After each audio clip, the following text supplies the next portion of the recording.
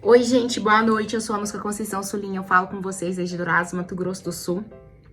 Hoje é dia 19 de abril e eu tenho aqui um caderno comigo, porque eu adoro caderno, gente.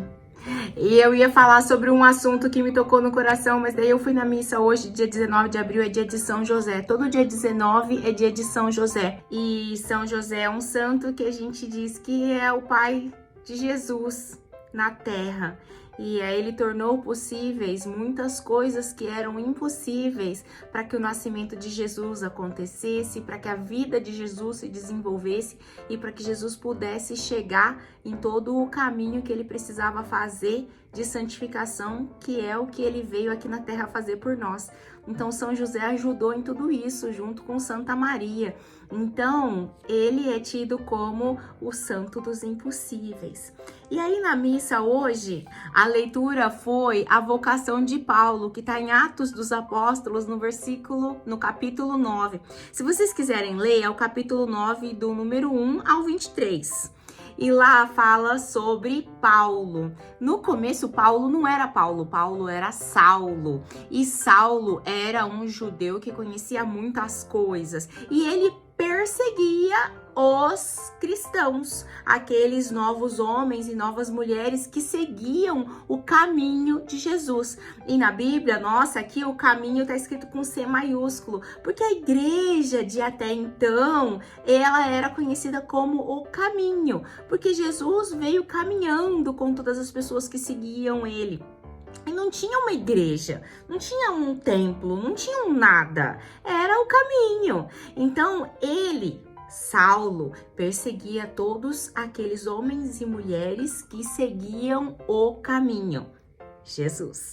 Bom, Saulo foi lá, pediu na sinagoga para que os sacerdotes dessem para ele umas cartas de poder, dizendo que ele podia fazer o que ele quisesse com esse povo aí que acreditava nesse tal de Jesus Cristo. E ele estava indo para Damasco, e essa parte é muito legal. Nos filmes que eu assisti, Paulo tá em cima do cavalo, indo na frente, todo nervoso, querendo chegar em Damasco e acabar com tudo. E aí o que acontece? Cai do cavalo, porque uma luz resplandecente aparece na frente dele e ele, cai do cavalo. E aí é onde eu falo assim, sabe aquela expressão que a gente fala, ih, fulano caiu do cavalo. Tipo assim, pensava que ia acontecer uma coisa e aconteceu outra. Caiu do cavalo. E esse caiu do cavalo na minha cabeça, depois que eu vi Saulo caindo do cavalo, porque uma luz resplandecente veio pra ele, eu sempre penso nisso. Paulo achou que ele ia chegar em Damasco e aniquilar com todos os povos que acreditavam em Jesus Cristo, e ele caiu do cavalo. Se deu mal, né, gente? Bom, aí nisso aparece uma luz super forte e caindo por terra, versículo 4, ouviu uma voz que lhe dizia, Saulo, Saulo, por que me persegue? Saulo disse, quem és, Senhor? Respondeu ele, eu sou Jesus, a quem tu persegues. Mas, gente, Jesus já tinha morrido. Saulo nem sequer conheceu esse tal de Jesus. Jesus já tinha sido crucificado, já tinha ido para a mansão dos mortos, já tinha ressuscitado, já tinha acontecido o Pentecostes. O povo lá, os discípulos, né, aqueles 12, lembra? 11, né, porque Judas se suicidou, né? Aquele povo 11 lá, eles se espalharam por ali para levar a palavra, para fazer o caminho com C maiúsculo acontecer.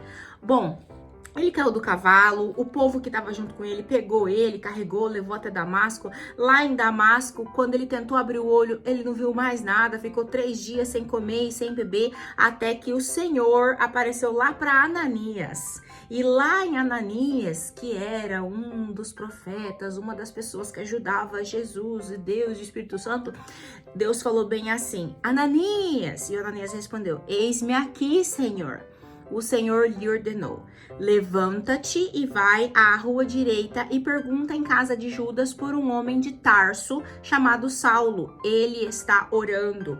E aí o Ananias responde assim, Senhor, eu ouvi falar sobre ele, quantos males ele fez aos teus fiéis em Jerusalém. Aí o Senhor responde assim, vai, porque este homem é para mim um instrumento escolhido, que levará o meu nome diante das nações, dos reis e dos filhos de Israel.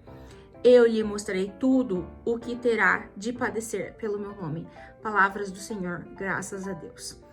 Desculpa, na verdade, aí o Ananias vai lá onde tá Saulo, coloca a mão em cima do olho dele e caem como se fossem escamas e ele volta a enxergar. Assim que ele volta a enxergar, ele pede pelo batismo do Espírito Santo e imediatamente ele começa a proclamar pelas sinagogas que Jesus é o Filho de Deus. Palavras do Senhor, graças a Deus. Gente, quantas coisas que tem de legal aqui, né? Tipo assim, o cara matava os seguidores de Jesus. De repente ele caiu do cavalo. Jesus apareceu pra ele e falou: "Fi, para de me perseguir." Entendeu? Muda essa tua visão. Aí pá, Jesus tira a visão dele, deixa ele 3 dias sem comer, sem beber, cego.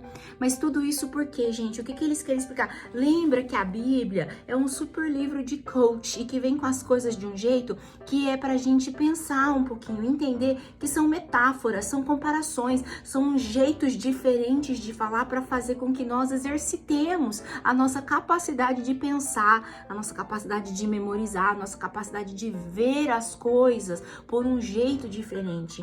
Então, quando o Senhor deixa Saulo cego, não é porque não quer que enxerga, é porque ele quer que nasça em Saulo uma nova visão. Uma visão de que existe sim amor pelo próximo, existe sim a capacidade de santificação para todos aqueles que creem num ser humano que veio com carne e osso, mas que era divino, era o Deus, era o eu sou. E aí, quando Ananias aceita, gente, se coloca no lugar de Ananias, você acha que você ia querer lá salvar um cara que matava seus amigos, que matava seus familiares? Ah, gente, presta atenção, né? Capaz. Mas aí Deus falou: olha, você vai lá, faz o que eu tô ordenando, porque esse cara, ele vai ser um instrumento e é ele que vai levar o meu nome para várias nações, reis, rainhas e sacerdotes. E realmente, quando vocês pegam o Novo Testamento, é um monte de coisa que Saulo, que transformado virou Paulo, escreveu e tá na Bíblia e a gente lê todo dia. Atos dos Apóstolos, segunda carta ao Coríntios, Efésios, Gálatas, um monte, Filipenses, Colossenses, foi tudo Paulo que escreveu. E Ananias aceitou que ele tinha que ir lá tirar a venda, tirar as escamas de Saulo. E aí Jesus, Deus, ainda completa aqui: eu mostrarei a ele tudo o que ele terá de padecer no meu nome. Mas, gente, sim, Paulo se lascou, entendeu? Ele foi pra prisão, foi chicoteado, passou fome, possivelmente passou sede. Mas ele tinha dentro do coração dele uma coisa muito maior, que era tentar resgatar todas as pessoas e fazer com que todas as pessoas entendessem que Jesus é o Filho de Deus. E quando eu leio essas histórias e eu vejo que Paulo não passava de um assassino, entendeu? Uma pessoa do mal, E aí, de repente, Jesus se apiedou dele e falou assim: ó, é você que eu quero. Então, quando a gente, e isso vale pra mim também, pessoal, quando a gente olhar pra alguém e falar assim: ixi, aquele ali, ó, usa substâncias ilícitas, cuidado. Às vezes aquele ali que usa substâncias ilícitas vai ser o escolhido por Deus para mostrar para as pessoas que Jesus é o filho dele. Ai, tá vendo aquele ali, ó? Só usa roupinha pequenininha, só usa palavras feias na boca. A gente tem que tomar cuidado, porque às vezes é aquele ali que vai ter um coração transformado e é aquele ali que usa aquelas roupinhas, que fala aquelas palavrinhas, que vai fazer com que muitas pessoas acreditem que Jesus é o Filho de Deus. Então, às vezes a gente anda num caminho tão certinho, né?